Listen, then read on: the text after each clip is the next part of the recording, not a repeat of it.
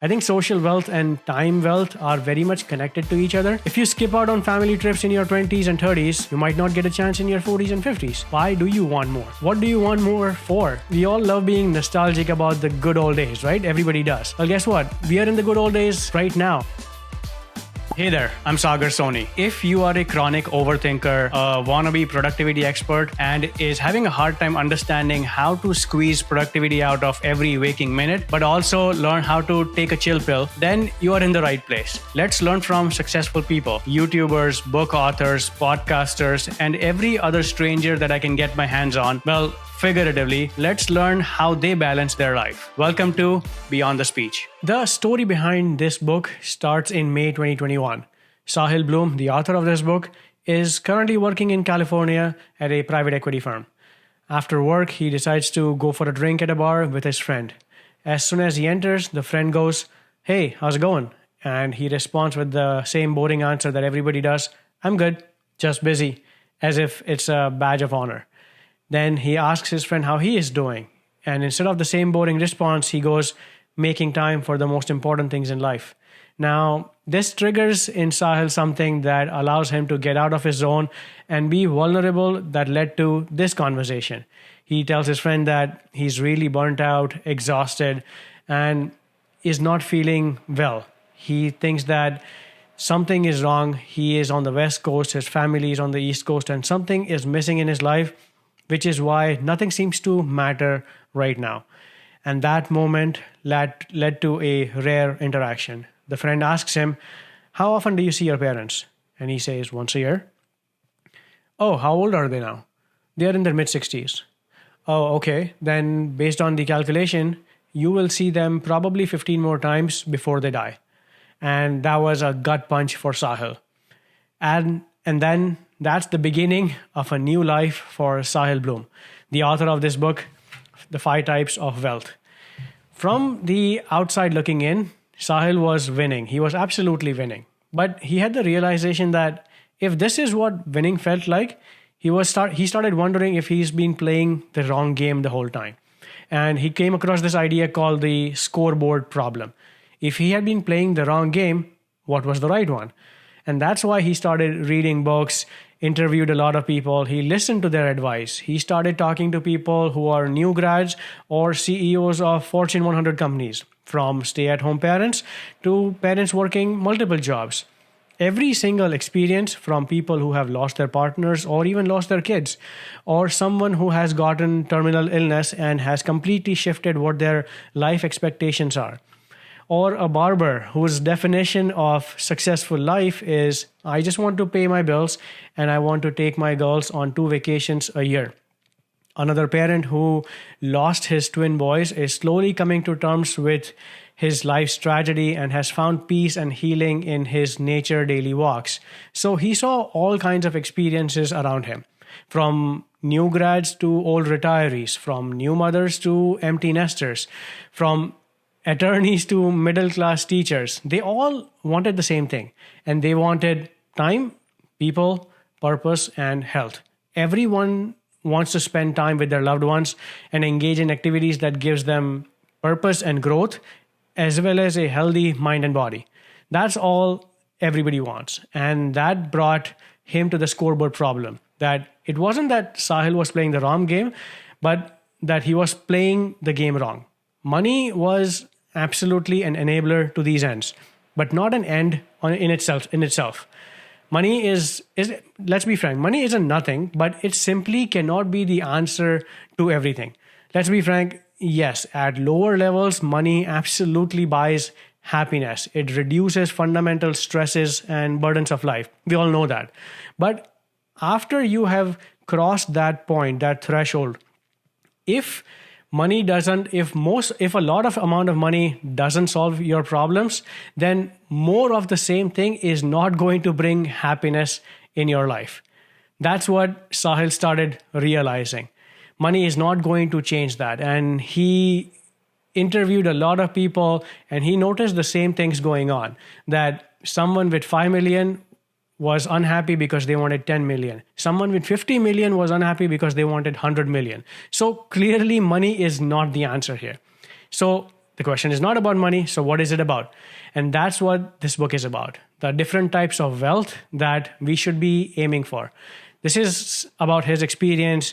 Sahil doesn't say that this is the answer, this is how you should live your life. But instead, it enforces new questions that you and I, all of us, should be asking ourselves. With these realizations, Sahil, after having these harsh conversations with his friend and a deep, meaningful, painful conversation with his wife, within just 45 days after this conversation, they completely uproot their life, sell their California home, and move East Coast closer to their parents. In 1 year, he changed his entire life, prioritizing his friends, his health, his physical fitness, and overall purpose of his life. And the point is, what gets measured gets managed. It's something we all can stand by. I hope so. Take actions that would absolutely change the way that our life moves forward, right? And in a way that maintains a proper balance within time, people, purpose, and health that almost everybody wants. So 1 year of focused daily efforts on the right actions. That's what's required. What we shouldn't be aiming for is that, yes, you can hit consistent quarterly goals at work, but you miss family dinners every single day. You take every single work call, but you can't find one phone call to connect with your friend or family. You stay at a job for security, but has absolutely nothing to do with purpose of your life. Sure, you can host 5 client dinners per week, but you get winded when you climb one flight of staircase at your home. That's not something that we should be aiming for. And using these types of experiences and techniques, what Sahil is trying to get at is that there are 2 main things that we should be focusing on when we get into all 5 types of wealth. The first one is seasons. Sure, there are seasons in life. We all know that. Different seasons demand different focus and different criteria, right? There are seasons for professional growth, family focus, seasons of adjustments, or even seasons of finding inner purpose. In the perfect world, 20s are the seasons for making as much money as you can because you don't have that many responsibilities. Maybe your mid-30s or your 30s decade is for growing your family if you are interested for that. Maybe your 60s are for doing the things that you sacrificed your earlier decades for. And now is the time that you connect with those things that you missed out on in your previous life. The point is, the definition of balance is different and unique for all of us. It's up to us how we define it and lay out the plan for our lives. And the second one is called Life Razor. How Sahil defines this is that it's the principle that allows you to quickly remove any unnecessary steps or side quests. It clears the path for the ultimate target, the target that this is my life. And that's what you should be aiming for. Just one thing that you are constantly looking at. There is a great example in the book about Mark Randolph. He's one of the co-founders of Netflix. And he has a non-negotiable thing that he lives by. He says that for over 30 years, I had a hard cutoff on Tuesdays. Rain or shine, I left exactly at 5 p.m. and spent the evening with my wife. We would go to a movie, have dinner, or just go window shopping downtown together. Nothing else. That didn't come from the get-go though. There were many times where he used to spend 80-hour weeks on months on end, completely immersed in the startup culture, the startup world. Everybody knows that. But he realized that he was the problem. So he needed to be better at prioritizing what really mattered to him. The interesting thing here is that there were ripple effects of having this kind of a non-negotiable thing that he created for his life. His employees saw this and understood his priorities. And because of that, they understood his boundaries. His wife saw that he is not just about words, but he's also about action. So she appreciated him much more.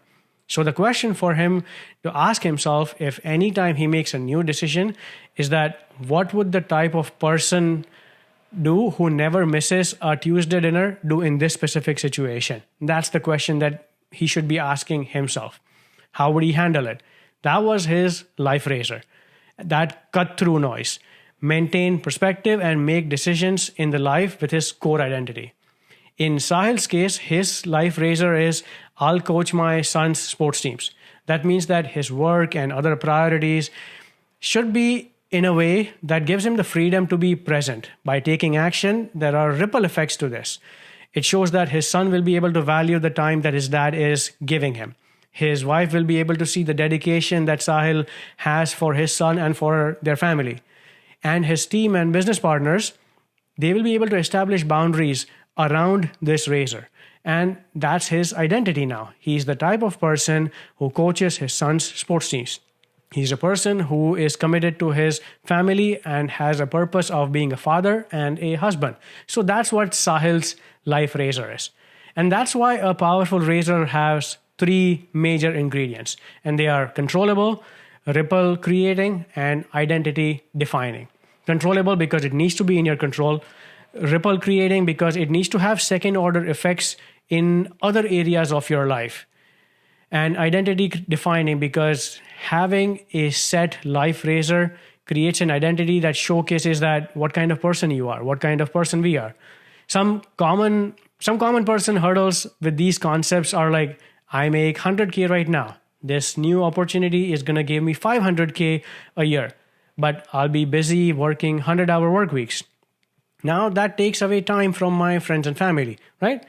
But if you are the type of person who prioritizes coaching his son's team, then you're not going to go for that. So having such a life razor will help you make decisions.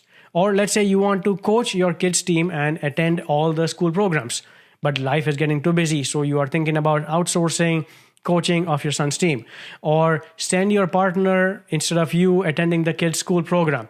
Then that's not your life razor. That's what he's trying to say here. That's why it's absolutely important to answer this. It's a simple question, but it takes time to reach there. I am the type of person who blank. It's not easy. I'm thinking about this too, but it can be anything. I'm the type of person who doesn't miss a single workout of the week. I'm the type of person who always wakes up before everybody else and does hard things. If you ask a stay-at-home mom, there was an example in the book where her major life razor is that she is going to tuck her kids in bed every single night. So it doesn't matter how her day goes, she will conserve energy for that last hour of the day. I'm the type of, if you ask me right now, just while reading this book, I came up with a life razor right now that I'm the type of person who is not going to miss a phone call from a friend or my parents. More on this later. There are reasons behind this.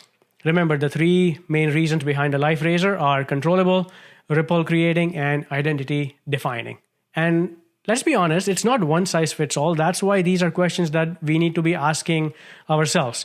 Just because you are in your early 20s, that's the money-making years, it doesn't mean that you completely brighten that switch and turn off every other part of your life off. But remember to just dim it down and know that this is the season where this light is the brightest and everything else is dim.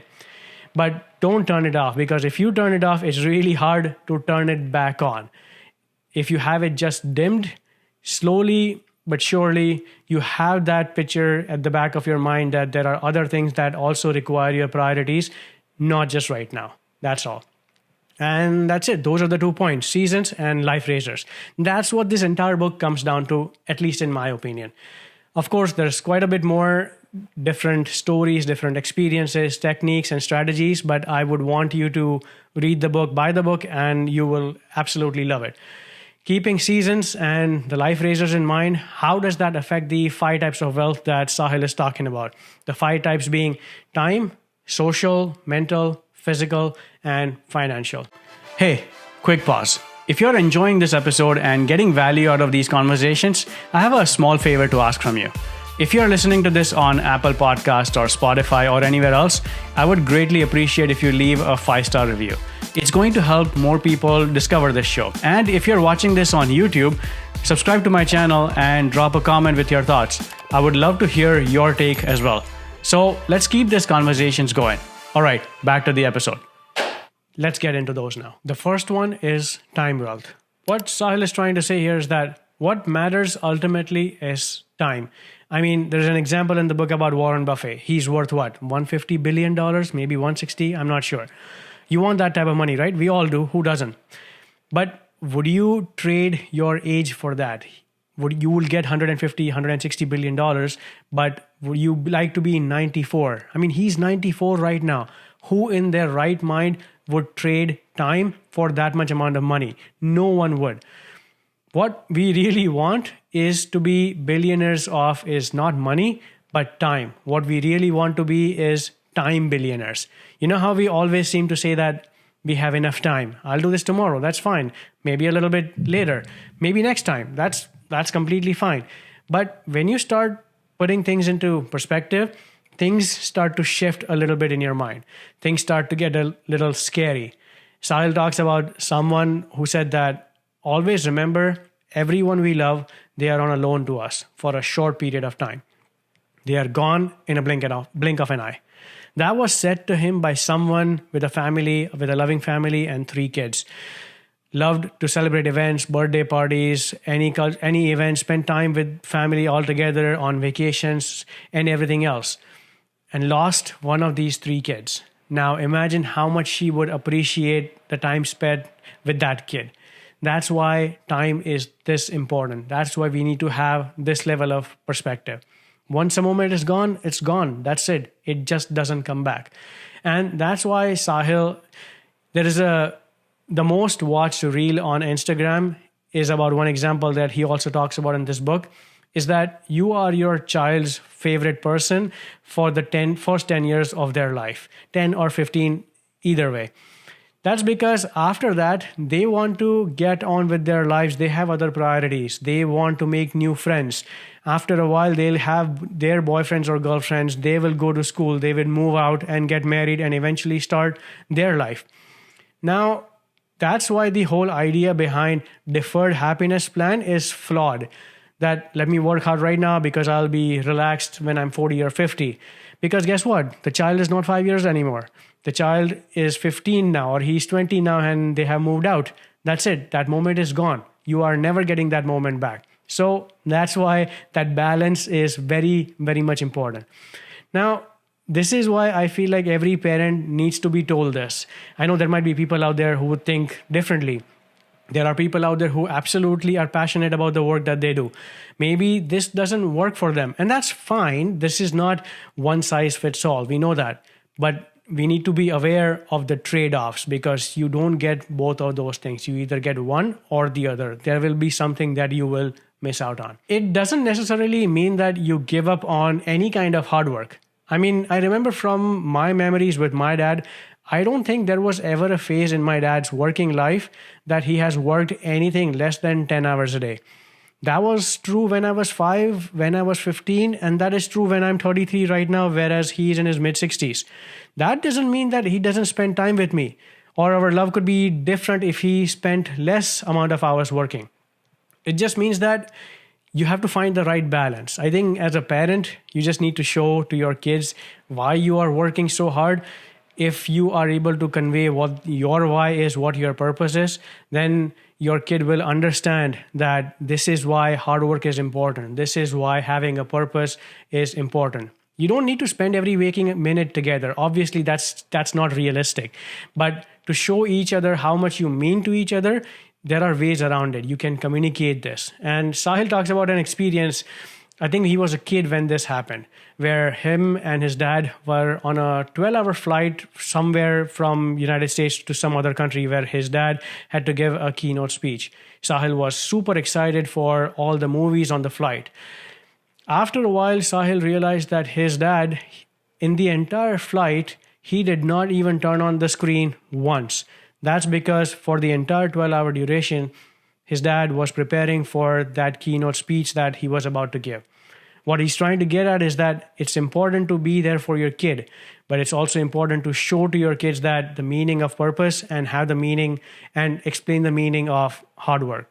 There is room for some balance in between, having fun and spending quality time with your loved ones, but at the same time, making sure that the message is conveyed that this is why I'm working so hard. The idea behind this is that there is finite time we spend with our loved ones. We know that. Not just our kids, but our families overall, our spouses, friends, even your co-workers. And your best foundational years with your kids are probably until their teens. You as a kid, your time with your parents is probably only until you hit 18, because after that you will move out to college or you will move to a new city after you graduate to start your new life and gain new experiences. You as a friend will also spend time with your friends the most when you are in your school, because after that life gets in the way. If you are in your mid 20s, I'm sure you have already experienced this like I have. And I actually recently experienced this in my life too.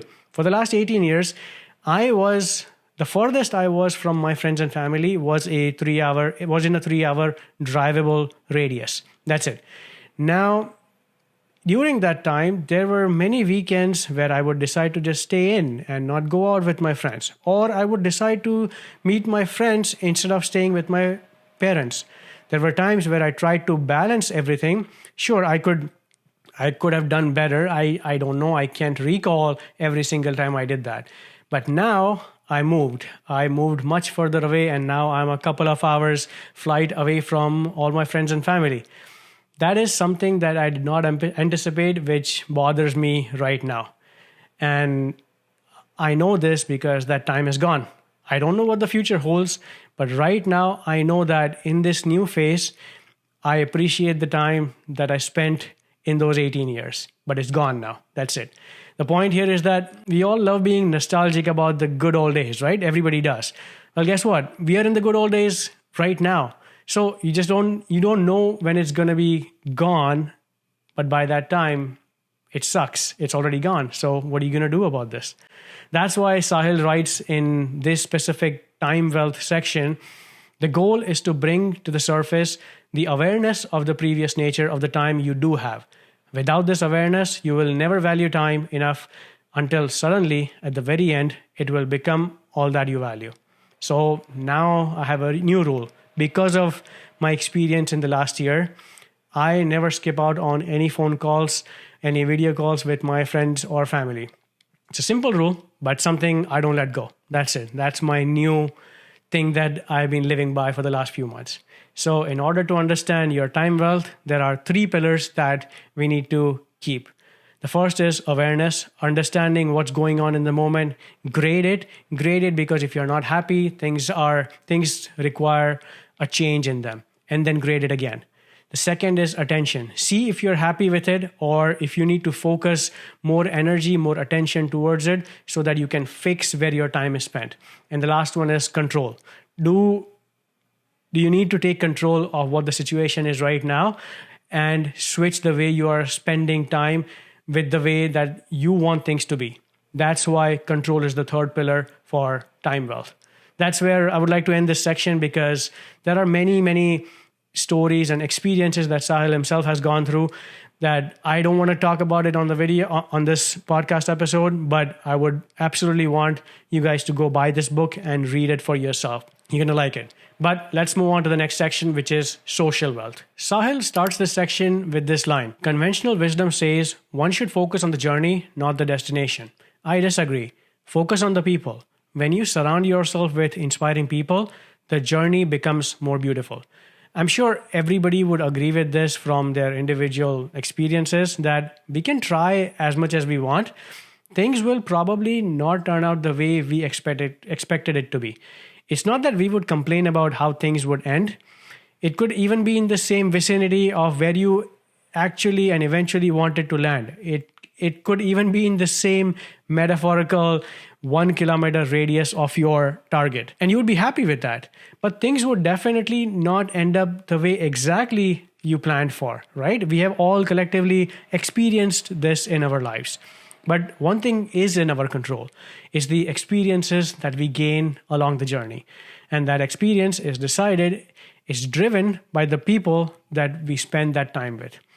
And the way to attract the people that you would gel with is by becoming the person that specific person, the person that you want others to be around with.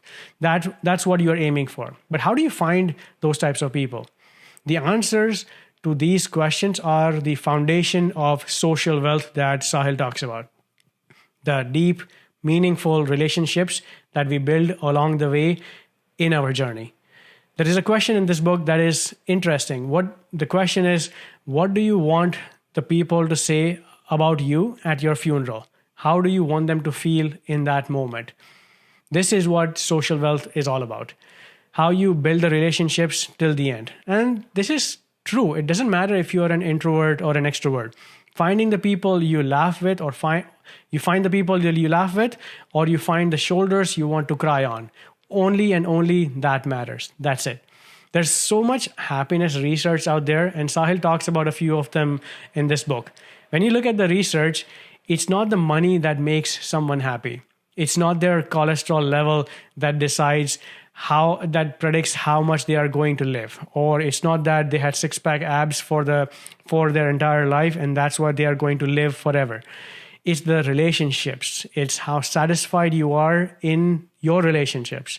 And these are all connected. The single greatest predictor of physical health at 80 is the relationship satisfaction at age 50. That's why I say that everything is connected, and how we bring along the people in our entire journey of life. In today's world of optimization, where we want to be efficient at every single thing, and we fall for this trap called the optimization trap. But we tend to fail to measure things that will affect our social wealth. I don't know why we do that, but everybody eventually does that. There's no right or wrong answer here. For example, you want to optimize financially so much that you don't spend any time or any money for the next 10 years. You don't hang out with your friends and family, you skip out on vacations, and you don't do activities in your community because it costs time and money. So what's the point of this kind of optimization if you are lonely? Or you move away from your home, from your friends and family for lower taxes at a different location, which is obviously fine. But did you account for the social wealth that will be impacted along the way? Does the new home feel like home without the loved ones in your small radius? How many people have picked incredibly high-paying jobs in a completely new location only to find themselves unhappy because they don't have their support system? Yes, many factors matters. And once again, there is no one right answer. There are many factors that go in making such decisions in life. But when we do that, don't forget to account for the social wealth, the people, the proximity of people that you love, as that is much, much more worth than we anticipate, because no amount of money is going to replace that feeling, that connection, that relationship. I think social wealth and time wealth are very much connected to each other. If you skip out on family trips in your 20s and 30s, you might not get a chance in your 40s and 50s. If you fail to check on your friends in 40s and 50s, they might not stick around with you when you are in your 60s and 70s. So in order to build the foundation for social wealth, there are 3 pillars to it. The first one is depth. It's the foundation pillar because it's built on daily actions and behaviors. It's built on the daily checkups, the phone calls. In today's world, the WhatsApp group where all you do is share memes because that shows them that you're thinking of them. If you ask my parents, it's that daily good morning picture with good morning text written on a picture instead of actually typing it in. Maybe that's just an Indian thing. I don't know if all the Indians know what I'm talking about. I'm sure you do. If it's the daily actions, if they don't happen, this pillar doesn't go that deep. That's why it's one of the strongest foundational pillars for social wealth. The second one is breadth. It's about the connection to a larger circle of support. Maybe it's spiritual or community-based. And this is more important than we realize if you have never been part of it. Ask someone, I say this because I am not part of this, but ask someone who goes to a temple every week. They will tell you about the duty that they feel towards this community because they share every single Sunday with that group of people. They have a very deep connection with that part of their life. That's spiritual. It doesn't have to be. I was thinking about this because I'm not too religious. Sorry, mom and dad. But that's besides the point. For a whole decade, I was part of a weekly Tuesdays dodgeball recreational tournament. Now it was just for fun. There was nothing competitive about it. But in this game, I completely ruined my left shoulder, but that's besides the point. I was always absolutely looking forward to every single Tuesday evening.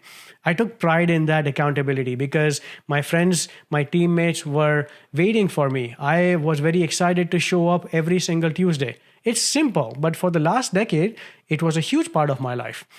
I miss it right now since I have moved away from them and I haven't been able to find a community, a feeling of community like that around me, not yet at least. And it could be many things. Maybe we can find a community for hiking club or a book club if we are into reading different kinds of books. So there are many options out there. We don't have to do everything and just start a community and never leave, but start something, see how you feel, do it once a week, do it once a month, see if you get that sense of pride, see if you have that accountability feeling with it. If you don't like it, that's it, stop, move on to the next one. And the last one is earned status. I didn't resonate with this one a lot as one of the pillars because in my mind, this is very obvious, but maybe that's just my mindset because there are two types of statuses. One is a bot status and the other one is earned status. Bot status looks like you're positioning yourself socially with different status symbols like joining a club membership so it feels like you are part of something, or buying expensive cars or jewelry or expensive watches just to show it off, or going on expensive vacations because you want to show it off on different social media platforms. Whereas earned status, on the other hand, is making more money so that it gives you not only financial freedom, but it gives you time freedom. It's working towards something that can only be built through hard work, like a promotion at work. Not everybody gets a promotion. You would only get it if you slowly develop it and prove it to your employers that, yes, you are worthy of it. Or even a fit physical body. Just imagine the pride that comes out of it. I've always thought of the earned status part of this whole social wealth because I've never thought about it in the bot status way, but I'm sure there are people out there who need to really gauge where they stand and probably switch it to the different type of mindset. But these are the three pillars: the depth, breadth, and earned status. Again, there are many, many chapters in this book regarding social wealth where he shows off his research, different experiences that he himself has. That's social wealth. Hey, quick break. If you're enjoying these conversations, you're going to want to check out my Substack newsletter. I plan on sharing bite-sized insights on productivity, slowing down, and really enjoying the work that you do. No fluff, just real talk, different actionable tips that I learn, books that I read, other podcasts that I listen to, or newsletters that I read. Basically, anything that pops in my head that doesn't necessarily make it to the show. So if you're interested, use the link in my show notes and sign up for my newsletter. Let's keep these conversations going. All right? Okay, back to the episode. Let's move on to the next one, which is mental health. The main point, this entire topic of mental health can be summarized into one thing, and I fully agree with this. Curiosity is the foundation of a life of mental health. It's the building block that encourages you to search, explore, question, and resolve new things in life. I have felt it and I've experienced this in my life many times. And it's not just about satisfying our curiosity, but it's also about increasing your luck surface area. Because what if you find your next thing while trying to explore these new things? And by that, I mean finding the purpose, finding our own individual purpose. Because it seems like the purpose is absolutely connected to our mental health. It doesn't have to be one person, one purpose. Absolutely not. This is also seasonal, like I talked about at the beginning of this video. Someone in their 20s has such a different purpose compared to their own 60-year-old version of themselves. Obviously, right? If you have read about this topic, Ikigai, that's what he mentions in the book, you might already know this. It's that perfect balance between what you love, what you're good at, and what the world needs. That's what Ikigai is. We might be able to find our purpose if we are able to sit right at the balance of these three things. In my opinion, I feel like mental health gets hit every time you sit idle in brainstorming phase, or even worse, planning phase. In my experience, I've noticed that doing the thing is absolutely an amazing trigger that develops our mental health, at least in my experience. Instead of thinking about, I'm going to do this, if I want to do this, then I need to go do that first. Then I need to specify an hour window 2 days from now, because that's when I'll be free and I will have the most amount of energy then. I'll be motivated then. That is a very, very bad plan. The best way to be fulfilled is to do the thing right now with what you have in your hand. We just need to see what we are interested.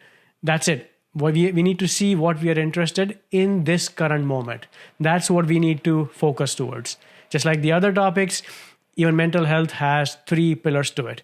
The first one is purpose, as we already talked about. It's just about finding the things that you are interested in the moment today. It creates an identity that this is what you stand for, this is what you allow. And if nothing else, it actually gives you a direction to go towards. It doesn't have to be legendary or grand. It's yours. It's individual. You don't have to show it off to anybody else. This is just for you. For example, a mid-40s male with a passion of mentoring local at-risk youth, or a new mom finding purpose in raising their kids. That's her current purpose. Or a 70s retiree finds purpose in spending the remaining years of his life with his wife because he's aware that he has sacrificed a lot of time in his previous decades. So a purpose is very highly individual, and it's very seasonal. The second pillar is growth. I don't know why it works, but I guess you have to experience it to realize this. The endless need to learn something new, I feel like it keeps you motivated to continue feeling good about yourself. Just continue learning new things helps you really strengthen this pillar, which is called growth. I'm a big believer of finding new things to learn. And this is not just about knowledge gathering stage, but it's in the implementation stage as well. It's not just about constantly watching YouTube videos or reading books or listening to podcasts. I'm just talking in the creative space. But for example, how do you start a podcast? After 18, 20 episodes, now it's not just about me finding and trying to learn how to start a podcast, but I went into the implementation stage and learned how does one actually do this. This is so much work, but I have really strengthened my growth pillar of this wealth because I now know a new thing that I did not know 6 months ago. So that's what this is about. The second pillar is space. This part I absolutely struggle with. It's about creating space in this ever-connected world. I seriously can't imagine one moment in my life which is truly mine. It's either dedicated to a phone or a book or a podcast or just work. If nothing else, this is exactly why it's important, because it allows you to have your own thoughts. It's important to rest and see what pops up in your head, because it might probably unlock our inner voice that we never knew we had in the first place. Honestly, that's all I can say, because I have absolutely zero experience in this, or even have an opinion. But the one thing that I know for a fact is that I know I need this pillar to be strengthened to develop this part of my wealth. That's what I need to be aiming for. And Sahil gets into many details about different techniques that we can use to develop this pillar. For example, about walking into the nature or walking into a park, technology-free, different strategies of meditating, different techniques of journaling. There are many techniques that we can get into. In each of these techniques, he shows how we can learn from it, how to use walking for our advantage, how to journal, or even learn things towards our purpose. There are many, many chapters on this. So I would recommend that whatever topic resonates with you, focus on that and learn from them, because not every chapter, not every pillar, not every section is going to resonate with you, just like not everything resonated with me. Some things were very obvious, but that's what this is. Let's move on to the next type of wealth, which is physical wealth. I don't think there's much to discuss here, but it's because it's obvious for me, because I've seen countless videos and social media posts out there about the topics that Sahil discusses in this book. But if you have never gotten into the world of fitness space before, or have never learned anything prior to reading this book, then absolutely read this entire section. It is very, very beneficial. He talks about the three pillars that build the physical space, the physical wealth. Are the three pillars that he talks about are movement, nutrition, and recovery. And he gets into specific details about all three. For example, for movement, he gets into what his workouts are like in terms of strength training, cardio, flexibility, stretching. When it comes to nutrition, he goes into specific details about micronutrients and macronutrients. He even gets into a lot of details about how does one recover, where he gets into the importance of sleep and how do you improve your sleep? How do you improve the number of hours that you sleep every day? There are many, many specific sections, chapters within this entire section that we can all benefit from. It was just a little obvious for me because I've seen this in other books and videos before. That's all. But the one thing that definitely resonated with me was the topic about how to win the day. And that's because I do that and I've been doing that for years now. And to win the day must start a little early. It doesn't have to be super early, but earlier than what you are currently doing. And that's because, for example, you have a 15-hour day ahead of you with a giant list of things to do in it.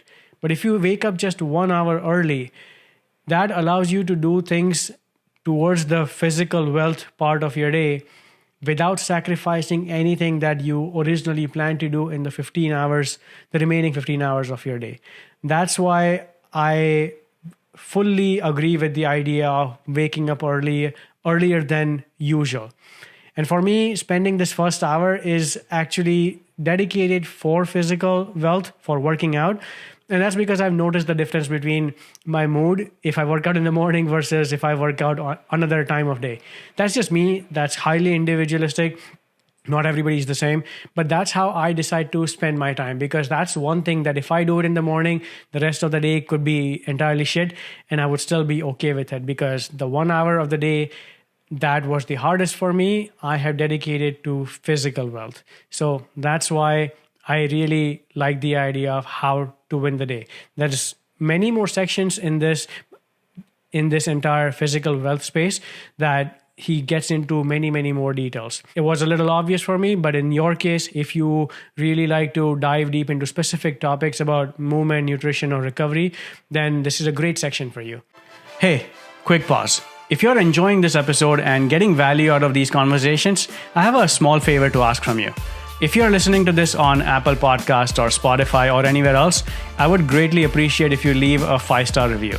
It's going to help more people discover this show. And if you're watching this on YouTube, subscribe to my channel and drop a comment with your thoughts. I would love to hear your take as well. So let's keep these conversations going.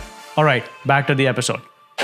And let's move on to the last wealth, which is financial wealth. Before starting this section, I thought it might be about investing strategies and how to find roles that helps you gain more money and reach your target, right? But he starts this chapter with a topic called what is enough? And we know that philosophy around it. Why do you want more? What do you want more for? That's what he starts this entire section with. Why can't you just be satisfied? And why do you want a new level of enough? But there might be another reason for it. And what Sahil says, and I somewhat agree with it, is that if someone out there is already content with what they have, they get misunderstood as not having enough ambition in life, which is a problem because we are constantly in a competitive stage. So due to the societal pressures, they force themselves to pursue more and more. So maybe that's why people need to define what enough is. But once that's done, Sahil talks about the three pillars of financial wealth, which are income generation, expense management, and long-term investments. I mean, I like to think that I'm financially literate. I mean, as literate as a 9-to-5er average middle-class person can be. But two things I think are true in my experience, at least. There's only so much budgeting one can do. There's only so much saving one can do. Yes, absolutely, budgeting is very important. There's no question about that. Automated saving, just like automated rent or mortgage is important, automated saving is the way to go. Budgeting is important because what gets measured gets managed. So that's also crucial. But after a while, there's only so much budgeting and saving we can do. The only way to increase the saving is to make more money. And that's the only way to increase the gap between income and expenses. It's as simple as that. So if you have measured and managed every penny that you can save, then the next item that we need to focus on is increase our income. And now that could mean many things. That could mean changing an employer if you're a 9-to-5 worker, because in most cases, changing an employer gets you paid more. But if you are afraid of it, you can change careers too. But that comes with a new level of uncertainty because you're starting from zero. If we are not comfortable with that, then that's what side hustles are for. That's what the time after 5 p.m. to 9 p.m. is for. That's what weekends are for. We need to build new skills that allows us to make money on the side until that becomes the new thing. So that's how we need to increase our income and create the gap between our income and expenses. I think just as humans, we don't have a proper definition of enough. And that's why it's important that we need to define it before we even jump into this. We need to know what we want. Is it more materialistic things? Or is it more time freedom? Or is it more psychological relief? We need to answer that. There's a bunch of reasons and people come from different experiences. So it's highly individual. So you need to figure out what that is for yourself. That part about what's enough is the main thing that I'm taking away from this section for financial wealth. After talking about all the wealths, the main things that I'm taking away from this book are the following. The first one is the life raiser part, having one focus. That's it. That's the thing we need to aim for. It's not money. We have clearly answered that as someone who is not at the low income levels. If we have enough money right now and we are still unhappy, then we need to redefine what our life raisers are, because that will help us achieve more fulfillment. So having one dedicated life raiser is absolutely important, and it's okay to deviate from it from time to time depending on the season, but having that right in front of us is utterly important so we know how to get back to it once we are settled in. And the second one was the reality of how much time we have with our loved ones. And that's a gut punch for sure, because that makes me want to make decisions that maximizes the time with my friends and family now.